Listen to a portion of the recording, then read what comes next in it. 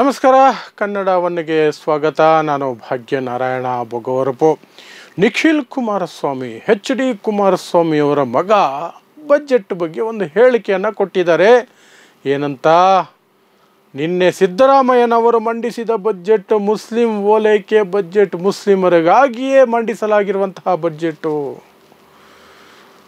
ದಲಿತರಿಗೆ, OBCಗಳಿಗೆ ಏನು ಕೊಟ್ಟಿಲ್ಲ. ಅವರನ್ನು ಓಲೈಕೆ ಮಾಡೋದಕ್ಕೆ ಮುಸ್ಲಿಮರಿಗೆ ಮಾತ್ರ ಎಲ್ಲವನ್ನು ಕೊಟ್ಟುಬಿಟ್ಟಿದ್ದಾರೆ. ರಾಜ್ಯದ ಸಾಲ ಜಾಸ್ತಿ ಆದರೂ ಪರವಾಗಿಲ್ಲ, ಮುಸ್ಲಿಮರಿಗೆ ಕೊಡಬೇಕು ಅಂತ ಅವರಿಗೆ ಎತ್ತಿ ಕೊಟ್ಟಿದ್ದಾರೆ ಸಿದ್ದರಾಮಯ್ಯ ಅಂತ ನಿಖಿಲ್ ಕುಮಾರಸ್ವಾಮಿ ಅವರು ಒಂದಷ್ಟು ಬರ್ಕೊಂಡಿದ್ದಾರೆ.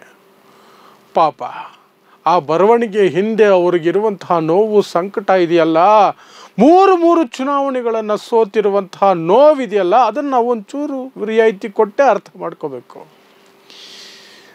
ಲೋಕಸಭೆಗೆ ನಿಂತರೂ ಸೋಲೆ, ವಿಧಾನಸಭೆಗೂ ನಿಂತರೂ ಸೋಲೆ, ಇನ್ನು ಹೋಗಲಿ ತಾಲೂಕು ಪಂಚಾಯಿತಿ, ಜಿಲ್ಲಾ ಪಂಚಾಯಿತಿಗೆ ನಿಲ್ಲೋಣ ಅಂತಂದರೆ ಅಲ್ಲೇನಾದ್ರು ಸೋತ್ರೆ ಮಾನ ಮರ್ಯಾದೆ ಬೀದಿ ಪಾಲಾಗ್ಬಿಡುತ್ತೆ ಅನ್ನೋ ಭಯ. ಹಾಗಾಗಿ ಅಲ್ಲಿ ಪ್ರಯತ್ನ ಮಾಡ್ತೀವಿ. ಇಲ್ಲದೆ ಹೋದರೆ ಅಟ್ಲೀಸ್ಟ್ ಅಲ್ಲಾದರೂ ಹೋಗಿ ನಿಲ್ಲುವ ಪ್ರಯತ್ನವನ್ನು ಖಂಡಿತ ಕುಮಾರಸ್ವಾಮಿ ಮಾಡಿಸಿರೋರು ನಿಖಿಲ್ ಕೈಯಲ್ಲಿ. ಆದರೆ ಅದು ಮಾಡಿಸ್ತಾ ಇಲ್ಲ. ಯಾಕಂದರೆ ಅಲ್ಲೂ ಸೋತು ಬಿಟ್ರೆ ಅಯ್ಯೋ ರಾಮ, ಮಾನ ಮರ್ಯಾದೆ ಉಳಿಯುತ್ತಾ? ಬೇಕಾದರೆ ನಮ್ಮ ಕುಟುಂಬದಿಂದ ಒಂದಷ್ಟು ಪೆನ್ ಡ್ರೈವ್ಗಳು ಹರಿದಾಡಲಿ, ನಾವು ಯಾವುದೇ ಸಿಗ್ಗಿಲ್ಲದೆ, ಯಾವುದೇ ನಾಚಿಕೆ ಇಲ್ಲದೆ ಊರು ತುಂಬ ಓಡಾಡ್ಕೊಂಡಿರ್ತೀವಿ. ಬೇಕಾದರೆ ಅದನ್ನು ಸಮರ್ಥನೆ ಬೇಕಾದ್ರೆ ಮಾಡ್ಕೊಂಡು ಬಿಡ್ತೀವಿ. ಆದರೆ ಚುನಾವಣೆ ಸೋಲು ಮಾತ್ರ ನಮಗೆ ದೊಡ್ಡ ಅವಮಾನ, ಅದು ಮಾತ್ರ ನಮ್ಮ ಕೈಲಾಗಲ್ಲ ಅನ್ನುವಂಥದ್ದು ಕುಮಾರಸ್ವಾಮಿ, ಮಿಸ್ಟರ್ ದೇವೇಗೌಡ ಅವರ ಕುಟುಂಬದ ದೊಡ್ಡ ನಂಬಿಕೆ. ಹೋಗಲಿ, ಈಗ ನಮ್ಮ ನಿಖಿಲ್ ಕುಮಾರಸ್ವಾಮಿ ಅವರಿದ್ದಾರೆ, ಅವರ ಹೇಳಿಕೆಗೆ ಅವರಿಗೆ ಒಂದು ಅವರ ತಾತ ಕಂಡ ಕನಸಿನ ಬಗ್ಗೆ ಒಂದು ನೆನಪಿಸ್ಬೇಕು. ಆವಾಗ ಇವರು ಈ ಹೇಳಿಕೆ ಕೊಟ್ಟಿದ್ದಾರಲ್ಲ, ಮುಸ್ಲಿಮರ ಏನು ಓಲೈಕೆ ಅಂತ, ಇವರ ಸಂಕಟ ನಾನು ನಿಮ್ಗೆ ಹೇಳೋದ್ನಲ್ಲ, ಮುಸ್ಲಿಮರು ಓಟ್ ಹಾಕ್ತಿಲ್ಲ. ಯಾಕೆಂದರೆ ನೀವು ಹೋಗಿ ಕೋಮುವಾದಿಗಳ ಮಡಿಲಲ್ಲಿ ಕೂತ್ಕೊಂಡು ನಮ್ಗೆ ಓಟ್ ಹಾಕಿದ್ರೆ ಮುಸ್ಲಿಮರು ಓಟ್ ಹಾಕಲ್ಲ. ಯಾರು ಮುಸ್ಲಿಮರನ್ನು ದ್ವೇಷ ಮಾಡ್ತಿರ್ತಾರೋ ಅವ್ರ ಜೊತೆ ಹೋಗಿ ಅವರ ಸಂಘ ಮಾಡಿ ಅವ್ರ ಹತ್ರ ನೀವು ಗುಲಾಮಗಿರಿ ಮಟ್ಟಕ್ಕೆ ಹೋಗಿ ಶರಣಾಗಿದ್ದರೆ ಮುಸ್ಲಿಮರು ನಿಮಗೆ ಓಟ್ ಹಾಕೋದಕ್ಕೆ ಸಾಧ್ಯ ಇಲ್ಲ. ಮುಸ್ಲಿಮರಿಗೆ ಅದರಿಂದ ಏನು ಲಾಭ? ತಮ್ಮ ಕತ್ತನ್ನು ಕಡಿಯೋದಕ್ಕೆ ಕತ್ತಿ ಅವರೇ ಕೊಡ್ತಾರೇನು ನಿಮ್ಮ ಕೈಗೆ? ಆದರೆ ಅವರು ಓಟ್ ಹಾಕಿಲ್ಲ ಅನ್ನೋದು ನಿಮಗೆ ಸಿಟ್ಟು, ನಿಮ್ಮ ತಂದೆಗೂ ಸಿಟ್ಟು, ನಿಮ್ಮ ತಾತನಿಗೂ ಸಿಟ್ಟು, ನಿಮಗೂ ಸಿಟ್ಟು, ಎಲ್ಲರಿಗೂ ಸಿಟ್ಟು, ಇಡೀ ವಂಶಕ್ಕೆ ಸಿಟ್ಟು ಇವಾಗ ಮುಸ್ಲಿಮರು ಅಂದರೆ. ಆದರೂ ಸಹ ದೇವೇಗೌಡರ ಕನಸೊತ್ತಿತ್ತಲ್ಲ, ಆ ಕನಸನ್ನು ನಿಖಿಲ್ ಕುಮಾರಸ್ವಾಮಿ ಅವ್ರಿಗೆ ಒಂದು ಸಲ ನೆನಪಿಸ್ಬಿಟ್ರೆ ನಿಖಿಲ್ ಕುಮಾರಸ್ವಾಮಿ ಅವರು ಆಡ್ತಿರೋ ಮಾತುಗಳಿಗೆ ಅವ್ರಿಗೆ ನಾಚಿಕೆ ಆಗಬಹುದಾ ಅಂತ ನಾವು ಪ್ರಯತ್ನ ಮಾಡ್ಬೋದು. ಏನೇ ಹೇಳಿದ್ರು ದೇವೇಗೌಡರು, ಮುಂದಿನ ಜನ್ಮದಲ್ಲಿ ನಾನು ಮುಸ್ಲಿಂ ಆಗಿ ಹುಟ್ಟಬೇಕು, ಇದು ನನ್ನ ಆಸೆ, ಹೀಗಂತ ಸ್ವತಃ ದೇವೇಗೌಡರೇ ಹೇಳಿದ್ರು. ಸೊ ಮುಸ್ಲಿಂ ಓಲೈಕೆ ಅಂದರೆ ಅಪ್ಪಿತಪ್ಪಿ ಮುಂದಿನ ಜನ್ಮದಲ್ಲಿ ದೇವೇಗೌಡರು ಮುಸ್ಲಿಂ ಆಗಿ ಹುಟ್ಟೇ ಬಿಟ್ರೆ ಇದೇ ನಿಖಿಲ್ ಕುಮಾರಸ್ವಾಮಿ ಅದೇ ದೇವೇಗೌಡರನ್ನ ಬೈಬೇಕಾಗತ್ತೆ, ದ್ವೇಷಿಸಬೇಕಾಗತ್ತೆ. ನಿಖಿಲ್ ಕುಮಾರಸ್ವಾಮಿ ಅವರ ದ್ವೇಷ ಆವಾಗ ಸ್ವಂತ ತಾತನ ಮೇಲೆ, ಹಿಂದಿನ ಜನ್ಮದ ತಾತನ ಮೇಲೆ ಹೋದಂಗೆ ಆಗ್ಬಿಡಲ್ವಾ? ಇವರೆಲ್ಲ ಭಾರಿ ನಂಬಿಕೆ ಇರೋರಲ್ವಾ? ದಿನ ಬೆಳಗಾದರೆ ಒಂದು ದೇವಸ್ಥಾನ, ಒಂದು ಭಕ್ತಿ, ಒಂದು ಜ್ಯೋತಿಷಿ, ಏನೋ ಒಂದು ಮಾಡ್ತಿರ್ತಾರಲ್ಲ ಭಕ್ತಿಪೂರ್ವಕವಾಗಿ. ಅವರು ಖಂಡಿತವಾಗ್ಲೂ ಈ ಪುನರ್ಜನ್ಮದಲ್ಲಿ ನಂಬಿಕೆ ಇಟ್ಕೊಂಡಿರಬೇಕು.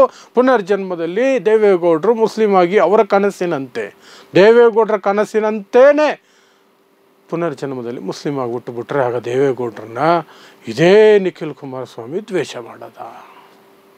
ಅದು ಒಂದು ಕನಸಾದರೆ ಯಾರ ಸಂಘ ಮಾಡಿ ಇವತ್ತು ಕೂತ್ಕೊಂಡಿದ್ದಾರಲ್ಲ, BJP ನರೇಂದ್ರ ಮೋದಿ ಸಂಘ,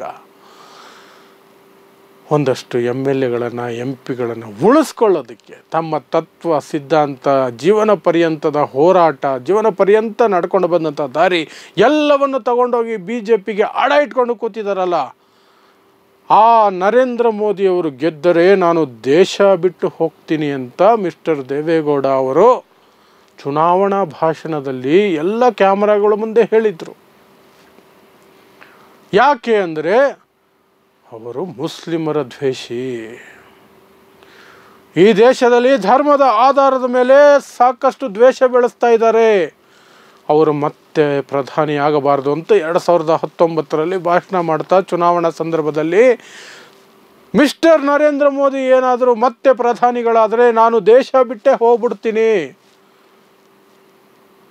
ಅದೇ ಸಂದರ್ಭದಲ್ಲೇ ಅದೇ ಸನ್ನಿವೇಶದಲ್ಲೇ ಹೇಳಿದರು, ನಾನು ಮುಂದಿನ ಜನ್ಮದಲ್ಲಿ ಮುಸ್ಲಿಂ ಆಗಿ ಹುಟ್ಟುತ್ತೀನಿ, ಯಾಕೆ ಮುಸ್ಲಿಮರ ಓಟು 4 ಬರಲಿ ಅಂತ. ಯಾವಾಗ ಇವರ ಪಕ್ಷದ ಬುಡ ಅಲ್ಲೋಡೋದಕ್ಕೆ ಶುರುವಾಯಿತು, ದಿಢೀರಂತ ಹೋಗಿ ಅದೇ ನರೇಂದ್ರ ಮೋದಿ ಅದೇ BJP ಜೊತೆ ಅಲ್ಲಿ ಹೋಗಿ ಸೇರಿಕೊಂಡು ನಮಗೆ ಮುಸ್ಲಿಮರು ಓಟ್ ಹಾಕಿಲ್ಲ, ನಮ್ಮನ್ನು ಸೋಲಿಸ್ತಾ ಇದ್ದಾರೆ ಅಂತ ಸಿಟ್ಟಿಗೆ, ಬೇರೆ ಏನೂ ಇಲ್ಲ. ನಿಖಿಲ್ ಕುಮಾರಸ್ವಾಮಿ ಹೇಳಿಕೆ ನಿಜನೇ ಆಗೋದಾದರೆ ಅಥವಾ ಅವರೇ ನಿಜ ಅಂತ ನಂಬಿದ್ದಿದ್ರೆ ಒಂದಷ್ಟು ಅಂಕಿಅಂಶಗಳನ್ನು ಕೊಟ್ಟಿರೋರು. ಹಿಂದೂಗಳಿಗೆ ಎಷ್ಟು ಕೊಟ್ಟಿದ್ದಾರೆ, ಬ್ರಾಹ್ಮಣರಿಗೆ ಏನು ಉಪಕಾರ ಮಾಡಿದ್ದಾರೆ ಮಿಸ್ಟರ್ ಸಿದ್ದರಾಮಯ್ಯ, ಕದ್ದು ಮುಚ್ಚಿ ಬ್ರಾಹ್ಮಣರಿಗೆ ಹೆಂಗೆ ಹೆಲ್ಪ್ ಮಾಡಿದ್ದಾರೆ, OBCಗೆ ಏನು ಕೊಟ್ಟಿದ್ದಾರೆ, SC STಗೆ ದೊಡ್ಡ ಮಟ್ಟದಲ್ಲಿ ಮೊತ್ತ ತೋರಿಸ್ಬಿಟ್ಟು ಆಮೇಲೆ ಹೆಂಗೆ ಲಪ್ಟಾಯಿಸ್ತಾರೆ ಸಿದ್ದರಾಮಯ್ಯ, ಇದೆಲ್ಲವನ್ನು ವಿವರಿಸಿ ಮುಸ್ಲಿಮರಿಗೆ ಇಷ್ಟೇ ಕೊಟ್ಟಿದ್ದಾರೆ, ಸಿದ್ದರಾಮಯ್ಯ 10,000 ಕೋಟಿ ಬಜೆಟ್ ಕೊಡ್ತೀನಿ ಅಂತ ವಾಗ್ದಾನ ಕೊಟ್ಟಿದ್ರು, ಮುಸ್ಲಿಮರಿಗೆ ಮೋಸ ಮಾಡಿದ್ರು ಅಂತಾದರೂ ಹೇಳ್ಬೋದಾಗಿತ್ತು. ಅಥವಾ ಮುಸ್ಲಿಮರಿಗೆ ನೋಡಿ ಇಷ್ಟೆಲ್ಲ ಕೊಟ್ಬಿಟ್ಟಿದ್ದಾರೆ, ಇವ್ರಿಗಿಷ್ಟೇ ಕೊಟ್ಟಿರೋದಂಥ ಅಂಕಿಅಂಶಗಳನ್ನಾದರೂ ಹಾಕಬೇಕಾಗಿತ್ತು ನಿಖಿಲ್ ಕುಮಾರಸ್ವಾಮಿ. ಅದು ಯಾವುದೂ ಮಾಡಲಿಲ್ಲ. ಜಸ್ಟ್ ಒಂದು ರೆಡಿಮೇಡ್ ಹೇಳಿಕೆ, ಮುಸ್ಲಿಂ ಓಲೈಕೆ. ಅರ್ಥ ಏನು? ಅಲ್ಲಿ ಏನೂ ಇಲ್ಲ, ಆದರೆ ನನ್ನ ದ್ವೇಷಕ್ಕೆ ನಾನು ಮಾತಾಡ್ತಿದ್ದೀನಿ. ಸೊ ಅವರ ದ್ವೇಷಕ್ಕೆ ನಾವು ಅವರ ತಾತ ಕಂಡ ಕನಸಿದೆಯಲ್ಲ, ಆ ಕನಸನ್ನು ನೆನಪಿಸಿದ್ರೆ ಅಟ್ಲೀಸ್ಟ್ ಅವ್ರಿಗೊಂಚೂರು ಪಶ್ಚಾತ್ತಾಪ ಆಗುತ್ತಾ, ಅಥವಾ BJPಗಿರೋ ಥರ ನಾವು ಮೊಂಡು ಜೀವ, ಮಾನ ಮರ್ಯಾದೆ ಎಲ್ಲವನ್ನೂ ಪಕ್ಕಕ್ಕೆ ಸರಿಸಿರ್ತೀವಿ, ಸಮಯಕ್ಕೆ ತಕ್ಕಂತೆ ಕುಣಿತೀವಿ, ಇನ್ನೊಂದು ದ್ವೇಷ ಸಾಧನೆ ಮಾಡಿಕೊಂಡೇ ನಮ್ಮ ಜೀವನ ನಡೆಸ್ತೀವಿ, ಅದೇ ನಮ್ಮ ರಾಜಕೀಯ, ಅದೇ ನಮ್ಮ ಸಿದ್ಧಾಂತ ಅಂತ ಅದರಲ್ಲೇ ನರಳ ಥರ ಅವ್ರಿಗೆ ಬಿಟ್ಟಿದ್ದು. ಅದನ್ನು ನೆನಪಿಸ್ಬೇಕಾಗಿರೋದು ನಮ್ಮ ಕರ್ತವ್ಯ. ಸೊ ನಿಖಿಲ್ ಕುಮಾರಸ್ವಾಮಿ ಅವರೇ, ನಿಮ್ಮ ತಾತ ಕಂಡ ಕನಸನ್ನು ಒಮ್ಮೆ ನೆನಪಿಸಿಕೊಳ್ಳಿ. ನೋಡ್ತಾ ಇರಿ ಸಮಾಜಕ್ಕಾಗಿ ಕನ್ನಡ 1 ನ್ಯೂಸ್. ನಮಸ್ಕಾರ.